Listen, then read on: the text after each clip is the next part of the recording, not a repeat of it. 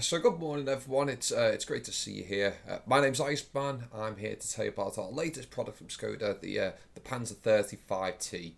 It's got a lot of neat features like it has a lot of storage, for like transport and stuff. You know where I'm coming from, don't you, Mr. Statham? You're the smart one. Yeah, you get it. So if you're all sitting comfortably, I'll get on with the presentation. No, I can see you have a question. If it's okay, we'll just save them to the end.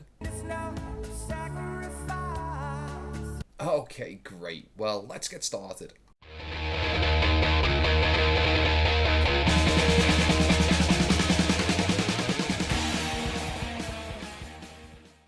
Welcome back, troops, to another episode of Every Vehicle to Spade. Today we are giving the works to a Czechoslovakian light tank that is so bad I had a 3-day break after spading it. So let's get started with its speed. Or more accurately, lack of. I know we can expect newly unlocked tanks to be slow before unlocking upgrade modifications, but even after crawling our way through the RP grind and unlocking the engine and transmission modifications, I still found the vehicle to be slower than the Walking Dead series. Okay, so maybe that's a bit far, I mean, really. What the fuck was that? They certainly went literal with the walking part in its name. So 20.8 mile an hour. If this is to believe, then we've all been misled and the average walking speed of a human is 65 mile an hour. Now, I know this isn't the slowest vehicle in the game, not by a long shot. So why in the hell did it feel that way? Well, maybe it's due to having less horsepower in a 10.5 ton vehicle than a Land Rover Discovery does. A slight incline can see that 20 mile an hour very quickly become 5.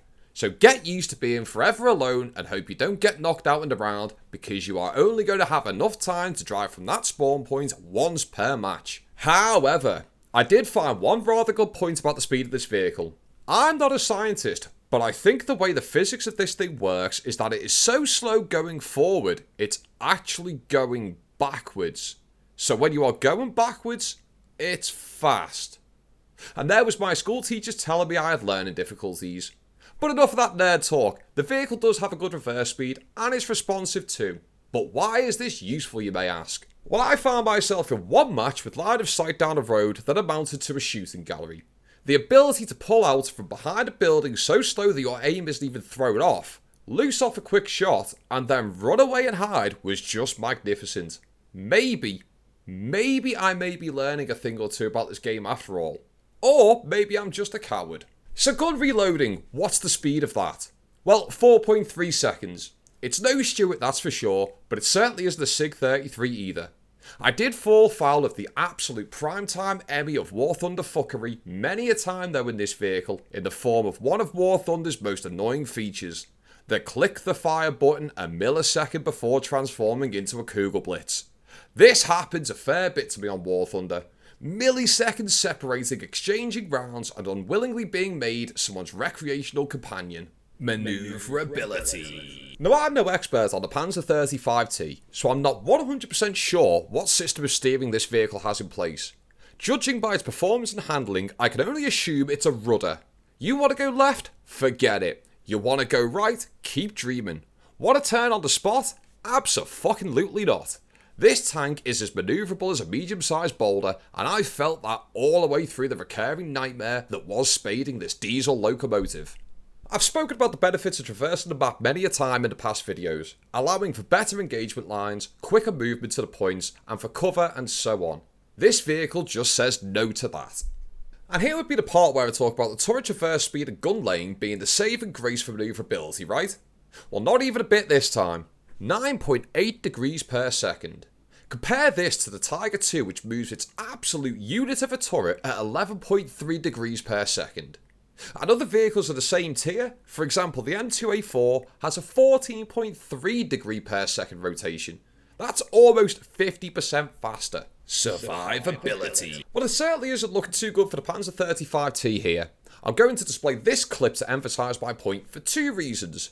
First and foremost, whilst pissing around on War Thunder whilst writing this script, I've just discovered you could do this, and there's one thing you absolutely must know about me before we go any further with this dysfunctional relationship. I'm a bit sad. Yes, I think this is cool. But I don't care all that much about in-game stats and learning weak spots, because I find most of the time War Thunder just guys yins all over you anyway, so it's pretty pointless. And number 2, it actually is helpful in expressing just how disappointing this vehicle's armour is. A German vehicle at this battle rate will be going up against US vehicles with solid shot rounds as well. So a point worth noting when it comes to survivability is not just how easily you could be unalived, but also how easily your vital parts could be damaged. And when it comes to this, it's as easy as thinking a chest of drawers were called chest of drawers until you were 28. Like this guy I once knew. Is the survivability good? It's about as good as the survivability of an iPhone screen. No. That's a scam! Firepower. But actually, what on earth is this thing? And why on earth do I have to grind away to get shells that are worse than the ones I'm already provided with? So let's talk about these shells. We have the store brand tank shells here. Do they work? Now this is where I truly am divided. I would love to sit here and say no, and trash them more, no matter how out of character that might be for me, but I don't feel I can. I had a few runs during the spading where I was blowing tanks like and underneath a coconuts charity shop denim jacket, but then other times trying to knock out the enemy felt as impossible a task as making a comical review of a video game in 2023 that doesn't send the mouth-breathing masses into a no-one-fucking-asked frenzy. Are the shells bad, or is it just me? Well, enjoy making the most of this while you can, because this won't happen again, but I think it was just me. Awesomeness. Look at this thing. I mean, just look at it. It has all the coolest factor of skinny jeans.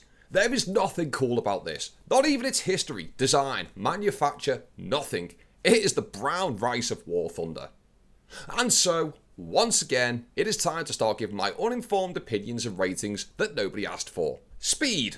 There is one reason, and one reason only, that this vehicle is getting any points here, and that is the reverse speed. Playing the vehicle in the way that I mentioned previously, I almost forgot that I was driving a steam train into battle. It was good for that. I guess I enjoyed the edge it gave me. It's a 3. Maneuverability. Have you ever seen an elephant do ballet? Well, you have after playing this tank. It is bad. It is mind-numbingly painful to try and wrestle this thing around a battlefield. Its turret traverse and gun lane capabilities are solely hypothetical, and for those reasons it's getting a 1. Survivability. If the real-life vehicle was this bad, I think I would very likely be pulling the old switcheroo like a Battlefield 4 admin and jumping ship to the enemy side. I don't think there's any way that the crews of this vehicle didn't feel that being assigned to the Panzer 35T was a passive-aggressive move and a metaphorical fuck you. If you do manage to get hit and not become an entirely different element to the one you started the day as, you better believe that your vehicle is going to be in more of a mess than my mental stability. It's a solid 2 for you. Firepower. I feel as though the shortcomings of the gun and ammunition was more due to my immense skill issues than anything else, and so as the humble and righteous being I am, I shall offer the benefit of the doubt and award the Spud gun a 3.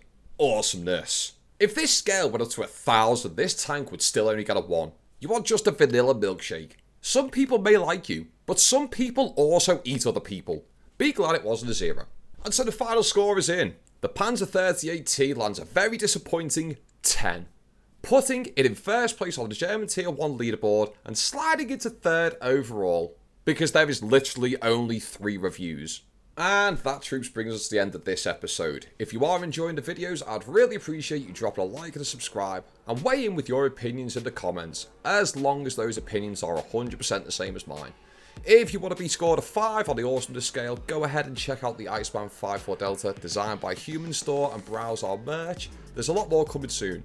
And of course, don't forget to check out the socials and the Iceman 5.4 Delta History channel for our serious videos exploring the history, design, development, and use of the vehicles and weapons from our favourite video games.